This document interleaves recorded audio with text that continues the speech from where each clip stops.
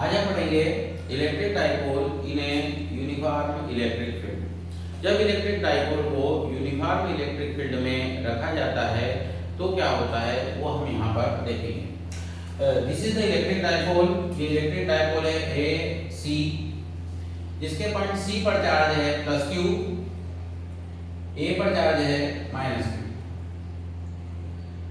इसकी effective length 2a है, जो से ए से सी के बीच की दूरी है, डिस्टेंस है। ये डाइपोल एक uniform electric field capital E में इलेक्ट्रिक फील्ड की डायरेक्शन से थीटा एंगल बनाते हुए रखा गया है। The angle of 2a and electric field is theta. तो अब क्या होगा वो हम देखेंगे। इलेक्ट्रिक डाइपोल है लेकिन it consist of two poles plus Q and minus Q. तो जो कूलम्स लॉ से होता है या इलेक्ट्रोस्टैटिक्स के लॉ से होता है वो यहाँ भी होगा। प्लस क्यू चार्ज पर Q into E force field की डायरेक्शन में लगेगा।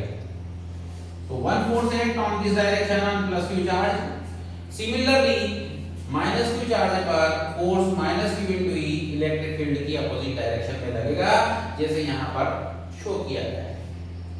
फोर्स का अमाउंट है Q into E, एक बार फोर्स की डायरेक्शन में लग रहा है, फील्ड की डायरेक्शन में लग रहा है, और दूसरे पर फील्ड की अपोजिट डायरेक्शन में लग रहा है।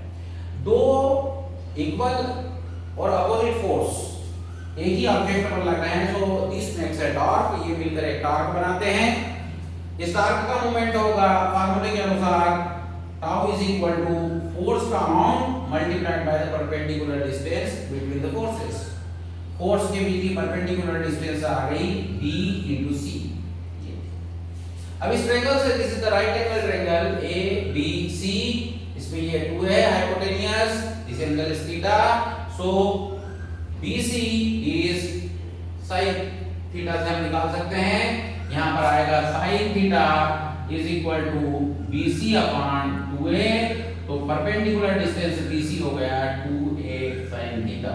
ये वैल्यू यहां पर हम रखेंगे।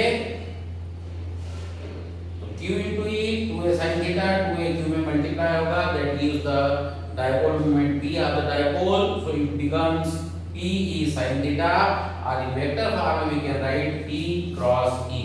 So this is the torque on the electric dipole.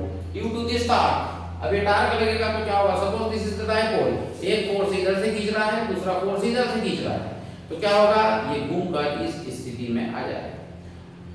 In this case, this dipole rotates and aligns in the direction of electric field, and it is in rest. इस पर कोई भी असर नहीं होगा, वैसा का वैसा रहेगा। Okay, thank you.